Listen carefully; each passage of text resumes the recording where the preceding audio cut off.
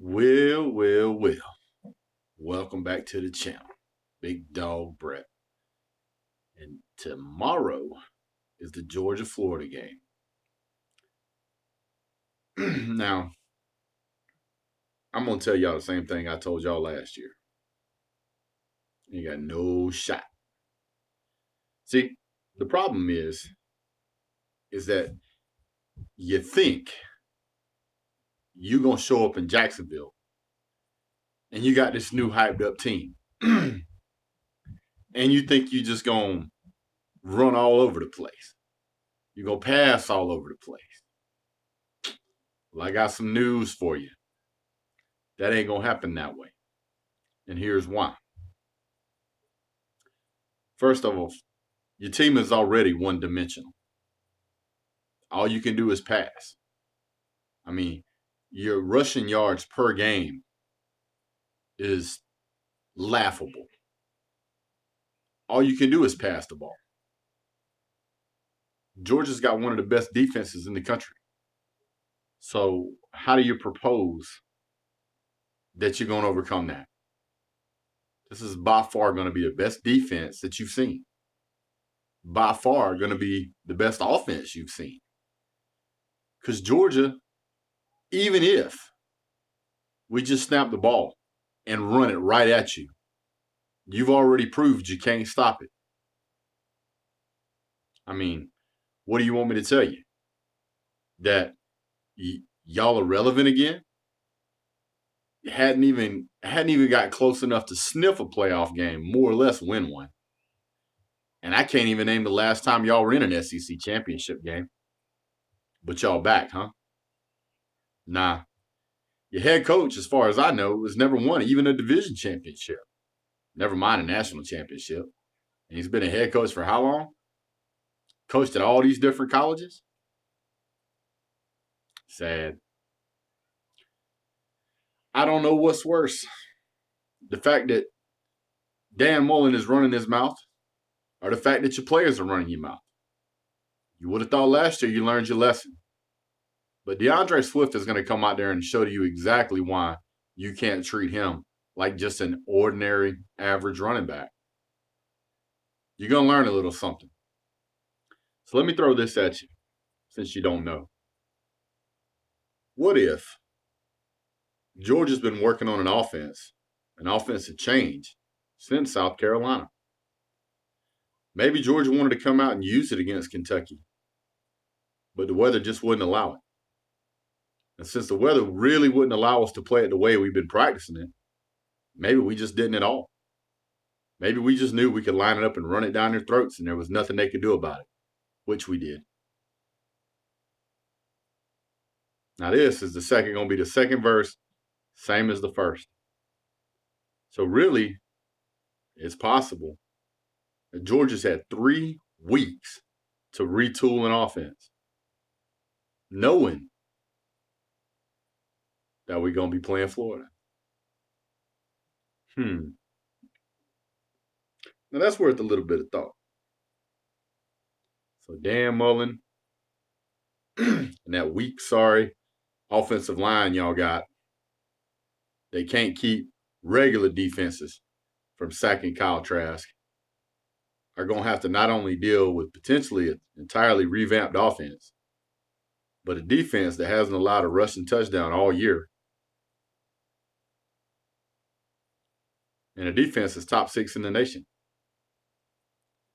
Now, taking into consideration that Georgia has only 8 less points on the entire season than Florida, and we've played 1 less game. Taking into consideration that Georgia's first downs, whether they're passing or rushing, is pretty much even, 75 to like 79.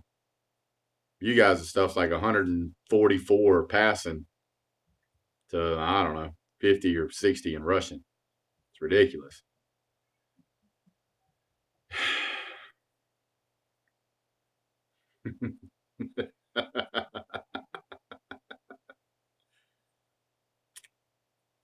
Oh, the funny part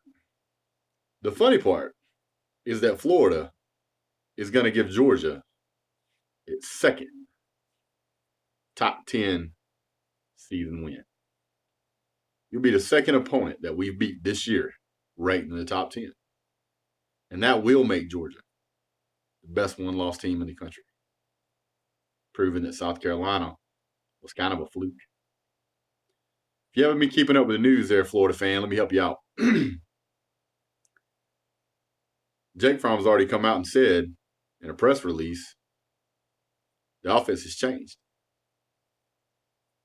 Now that's interesting. The interesting thing is that Florida has no idea what it is.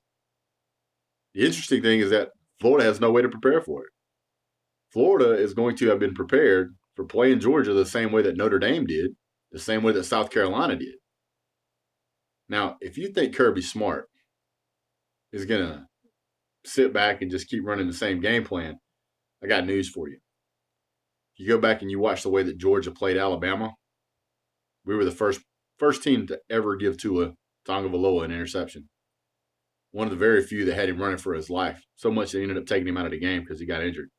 Wasn't our intention to injure him, but that's how bad Georgia got after him. Nobody else did that all year. So what does that tell you? That tells you that Georgia has some very smart coaches. Kyle Trask is going to be running for his life. DeAndre Swift's going to be running up and down the field. In Florida, there ain't going to be a thing in the world you can do about it. Also keep in mind that you guys fumble a lot. A lot. And you lose the ball 80% of the time when you fumble. Not good. Not good. So do me a favor. Go ahead and jump down in that comment section now and tell me why you think Florida somehow is going to beat Georgia. Vegas knows. They make a living off of picking the right one. Do they always get it right? Nah. But whenever you got a higher ranked team that's an underdog,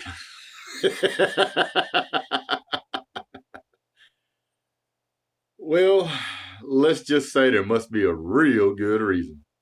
And by the way, it ain't just one side. It's all of them.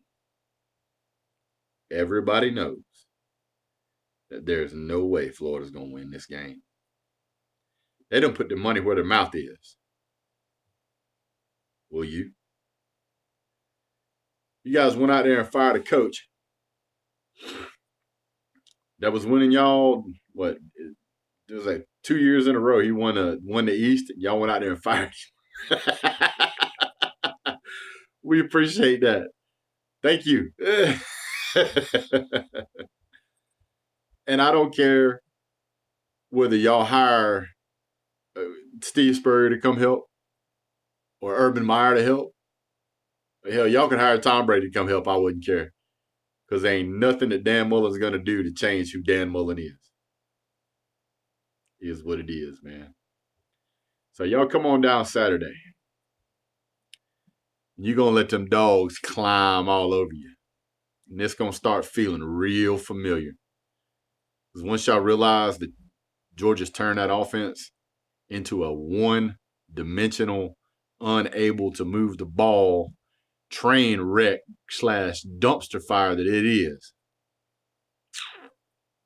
well, at least stick around to the end of the game.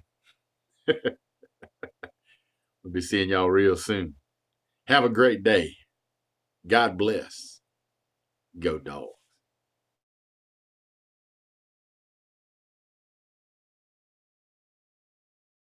The 97th edition, Florida says it's 96. They say the 1904 game in Macon didn't count because we weren't officially University of Florida at that point. Well, it doesn't matter anymore. Stroud as a wide receiver. They keep it on the ground. Holyfield bounces off the first guy, finds out in front of him, got a little chip mark and have a weapon. Swift will take his spot, and Swift cuts it outside. A stiff arm, a second, and now he's got the edge and he's got the speed. DeAndre Swift, so there's the combo Gary was talking about, and Georgia's in the red zone already. He was defensive end, have to make a statement.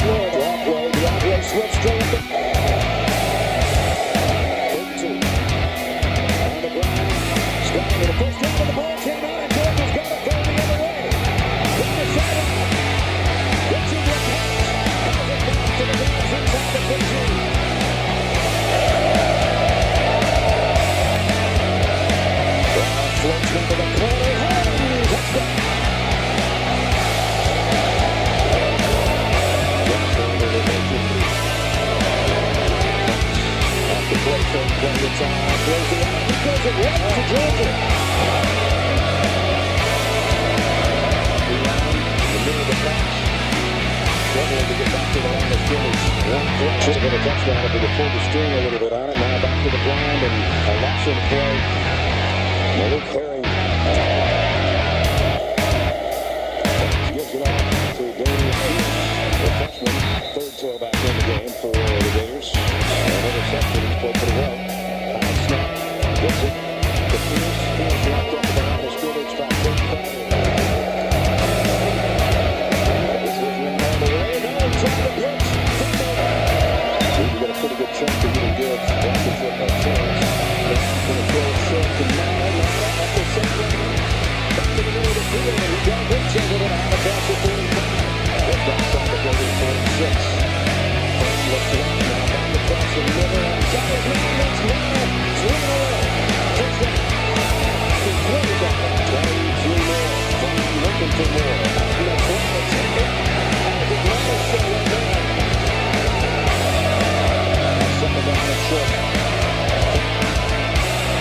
Across the middle, got it. UGA hard open and open for offensive line, but the team is telling me they'd be surprised if he could go in. Brown's got a man wide open. It's the other tight end, Charlie Warner. Down close to the play. Thinking about a blitz. Here they come. Brown firmly throws. Headed and touchdown.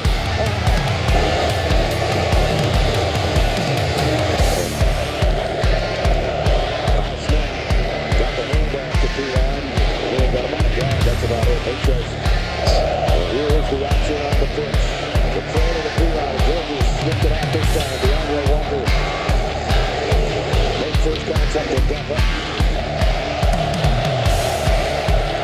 France out in the flat. The pass is complete, but there's a lot of red jerseys there. Cleveland's getting over. Scott player. This one might actually be returnable.